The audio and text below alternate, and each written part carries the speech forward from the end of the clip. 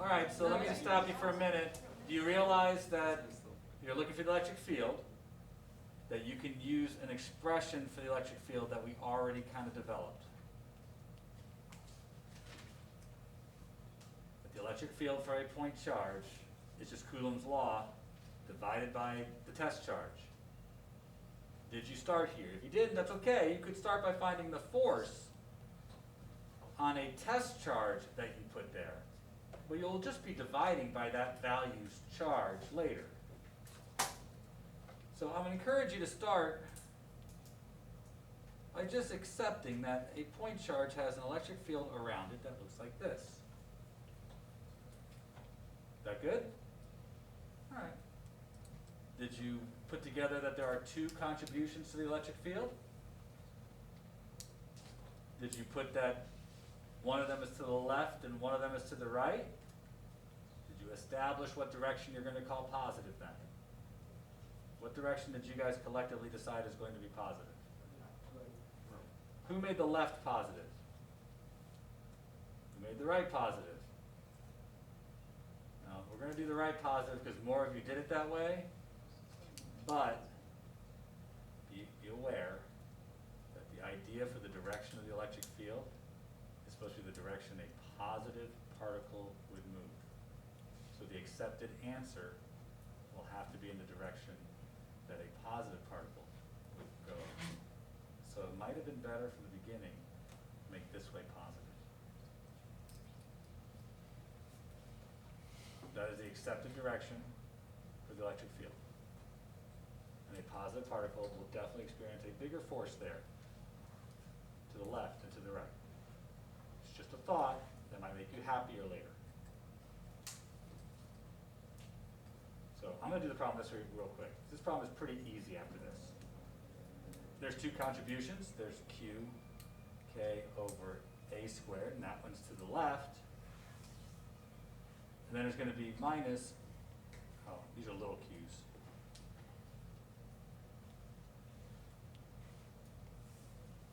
Q, K to the A plus D quantity squared. Good enough? Common denominators, factor out common things.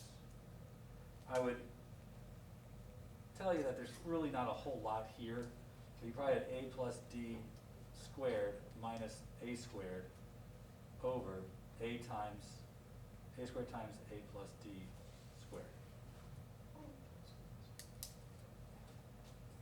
Common denominator. The numerator can be cleaned up a little bit. Not as much as I'd like, but cleaned up a little bit. In that this is A squared plus 2AD plus D squared minus A squared. Right? Just a little bit of algebra. The A squareds cancel out in the numerator. It doesn't give us a whole lot, just gives us this 2AD plus D squared over A squared times A squared plus D squared.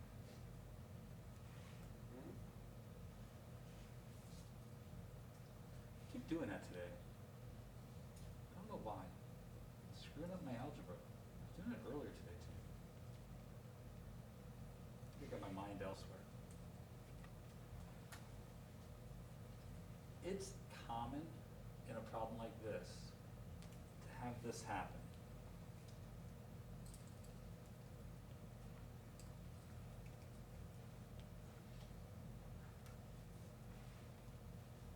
This term right here, it's the size of one of the charges times the separation distance with the other charge. You see that? Kind of how it factored out? None of the rest of this really has any value. It is interesting to note, though, that if D goes to 0, there's no electric field. And that shouldn't be a surprise. If D goes to 0, the two charges overlap. And the net charge would be 0, so there'd be no electric field. Now, you might wonder why I'm bringing this up. But the reason I need you to see this has to do with chemistry.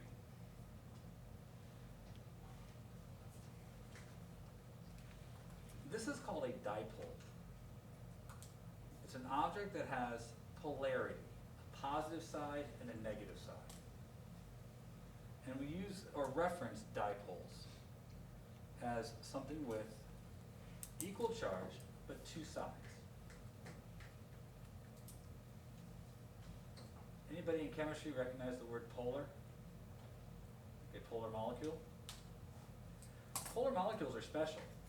You can do stuff to them. In fact, you can do a lot of things with polar molecules. But one of them is that they respond to electric fields. The most prevalent dipole in the world is water, because it's a slightly polar molecule, which means you can grab it, move it around, turn it. Imagine what happens to a dipole if instead of we look at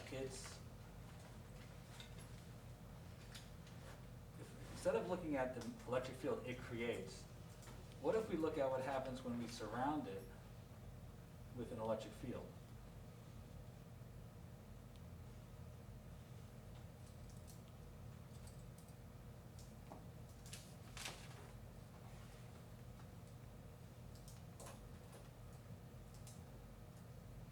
So if I have an electric field to the right, and I have a dipole just randomly floating around in space, do you see what happens to the dipole?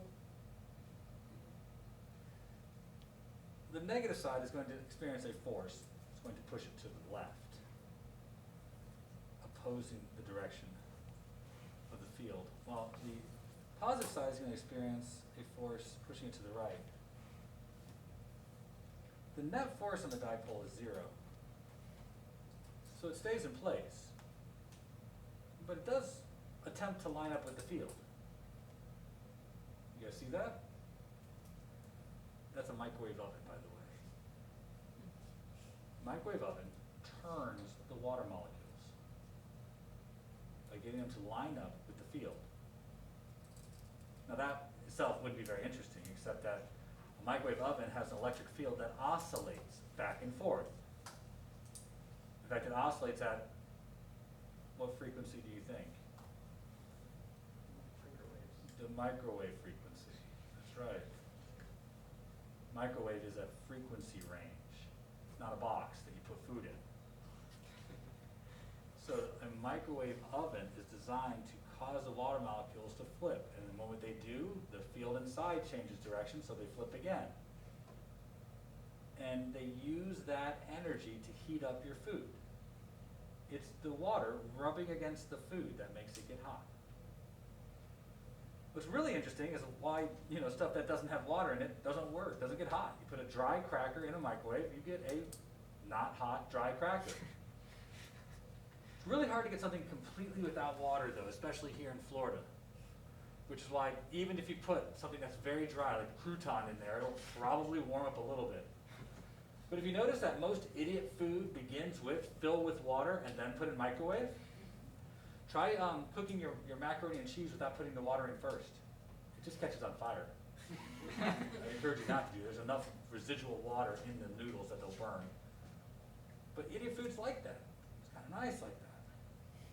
A microwave oven attempts to turn dipoles and uses the fact that there's an inherent net force of 0 to keep them in place, allow them to move. This is also, of course, why you're not supposed to eat anything out of the microwave right away. Give it time. The water molecules stop moving.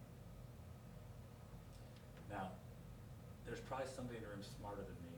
I made a massive mistake here. I'm leaving something out about microwaves. Anybody know more than me? Michael? The food spins, right? Your food? Like, it's on a platform that spins? Yeah, when done, change the direction. That's a matter of convenience because of the way the microwaves are emitted. Most microwave ovens, the microwaves are emitted in such a way where there's areas where the electric field is stronger and weaker. They can't uniformly spread it around the rectangular box, so you move the food into and out of areas where the electric fields are stronger. Back in the old days, like when I was just a lad, you had to open up the box and turn the food manually. Not while it was still working. Shut it off first, then reach into the box and turn the food. Nowadays, though, we allow it to turn on its own. We're fancy like that. Microwave, you still have to turn it Yeah. For a long time, they used to sell moving emitters, so that the food didn't move, but the emitter inside the oven moved. Now, no, they don't actually turn the water molecule. Microwaves are more powerful than that. They are strong enough to break one of the hydrogen-oxygen bonds and rip the molecule apart, but then flip it right back and allow the bond to remake real quick. Otherwise, old microwaves, which weren't strong enough, took forever to heat the food up. But nowadays, we don't. By ripping the water molecule apart and then giving that energy back to the water molecule to remake itself, you can cook the food a lot faster. So that's why you wait to eat your food, to allow all of that to go away. So you're supposed to give it a good solid minute, go someplace else, then come back to your whatever, your Chef Boyardee or something. That's an actual thing. Hey, are you actually supposed to leave it alone? You're actually supposed to leave it alone. Where's the hot pocket? I just put on a plate like, okay, let me eat it. Like, when Well, you know, how many of you, we live in Florida, so how many of you go scalloping in Florida or have been scalloping in Florida? How many scallop and animal cross? Anybody eat them raw right out there, just freshly shucked and have them twitch on the way down? My parents do. That's like what you're doing with your microwave hot pocket, man. So, twitching on the way down.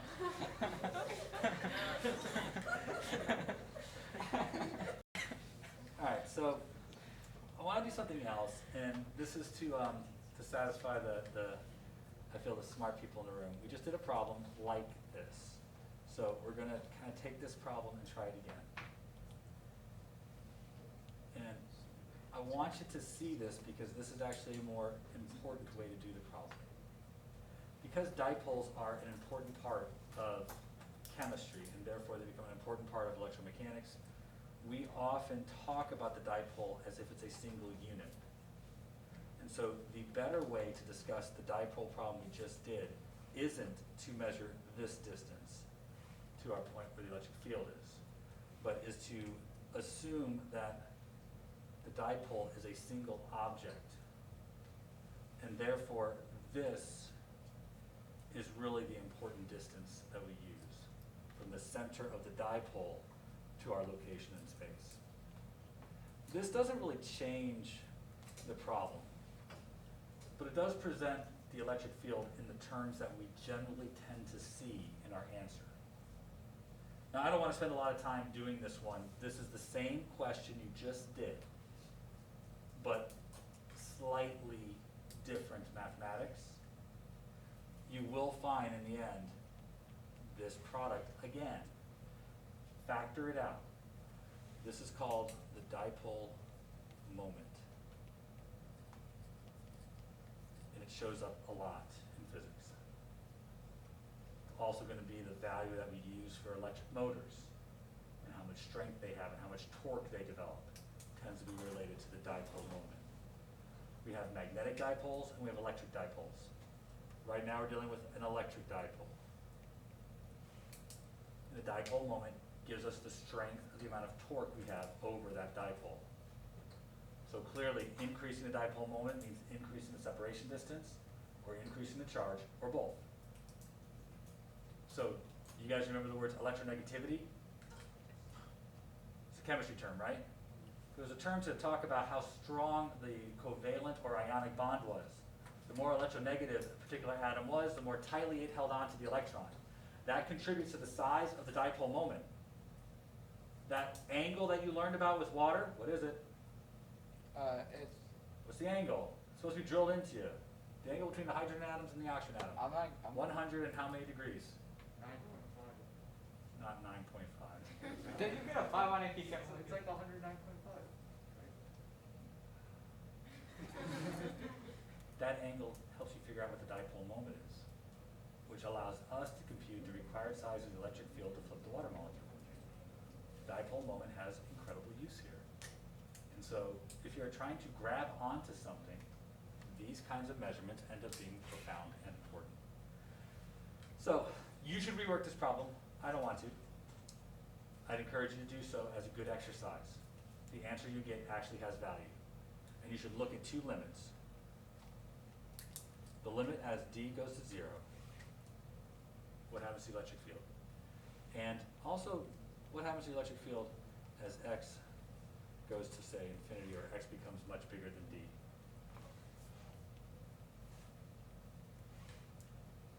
Should be a surprise. In both cases, you should see the electric field goes to 0. For obvious reasons. The charges appear to overlap.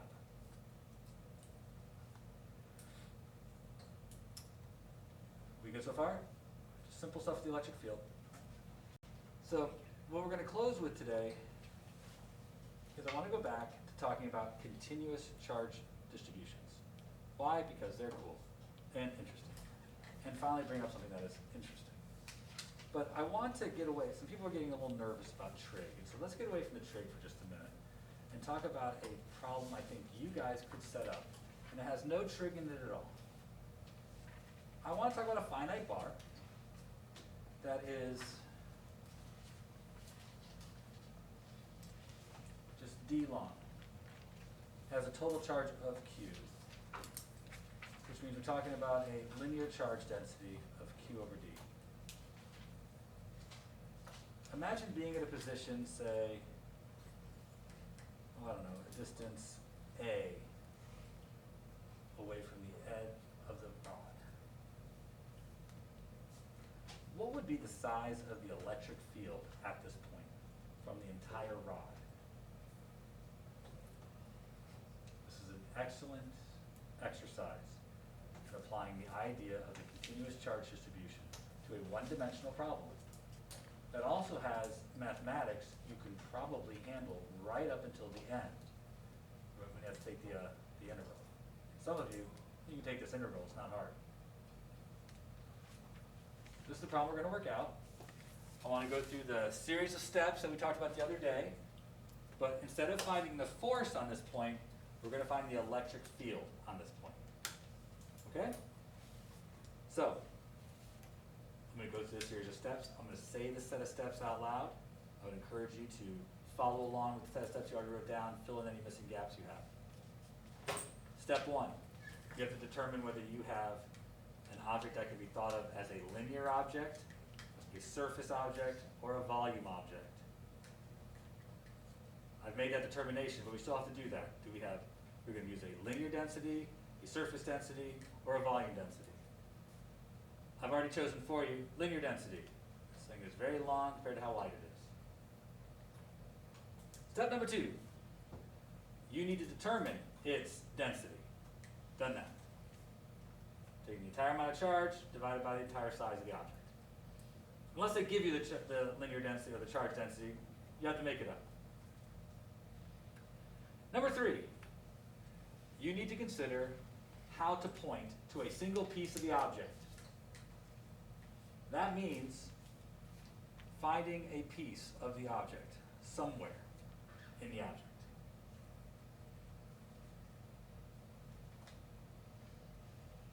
Now, in order to describe that, for something that, like this, is considered a linear object, we describe this piece by describing its size. I'm going to say that it's dxy. In addition to that, I'm going to use x as my way of pointing to where that object is, which is the next step. How do you point to the object from your place in space? I'm going to point to the object by saying the distance to the object from my point in space is x. Use the same variable here as you use to describe the size of the object, and you will be happier. Wait, what was step 4 again? To find a way to point to where that object is. Now, in pointing to that object, be sure to kind of get a handle on where all of the objects reside. I'm pointing to the object. I can say that the first object is A away from my place in space, and my last object is A plus D away. You guys see what I'm saying? The first part of the bar is here, and the last part of the bar is here, and those are the only two variables I need to describe every single piece of the bar. There's no piece over here. Good? Next, construct an expression for the contribution to the electric field from your piece. Construct an expression for the contribution of the electric field from your piece. This is where I need to have something from which to start. I'm going to use our definition of the electric field from a point charge as my place to start. Now remember, this is not the entire electric field. We are talking about just a piece of the electric field. So I'll put the little D there in front of the electric field to remind me this is not the entire electric field. This is a piece of the field. And my piece of field comes from the fact that there is a small piece of charge, dq, that is sitting right there where dx is. That's how much charge there is. That represents the q in my formula here. I have to multiply that by k, and I have to multiply by how far away it is squared, divide by how far away it is squared, so x squared. And this is going to be in the positive x direction. So I'm just going to put that off to the side, that this points to the positive x direction. Remind me the direction of this contribution of the force. Now, it's also at this moment that you should ask yourself, when I move about my space, when I move about the bar, does the direction of the force change from piece to piece? It's a one-dimensional problem, so it doesn't. This one's easier than doing the bar, this point in front of the bar. Because that point in front of the bar, every single piece of bar changed the direction of the electric field. This point, they're all going to point to the right. Yes, sir? Can you explain why you put the positive x hat? That's a reminder to me that it's going in the positive x direction, that I'm setting this way to be positive. The x hat just means that it's a vector in the x direction. And I'm assuring myself that I know that the electric field is in the positive x direction. Yep. Why don't we use D big Q again? These are just placeholders. And I have not yet figured out how much charge there is where my dx is. Does that make sense? But that's what we're going to have to do next. We need to replace dq with something that represents the size of the object, not how much charge there is. And dq is going to be the density times the size. I'm stating it like this because you'll have surfaces and you'll have volumes. So if this is a surface, it'd be the surface density times an area. If this is a volume, it would be the volume density times a volume. But we have a linear density times a length. So that's going to be my dq. Wait, so size is either linear, surface, or volume? It's going to be a length, an area, or a volume. dx is a length.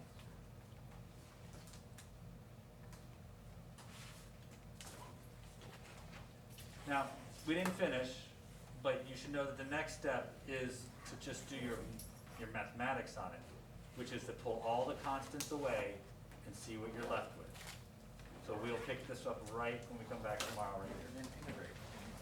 It's actually not that bad. The other one was.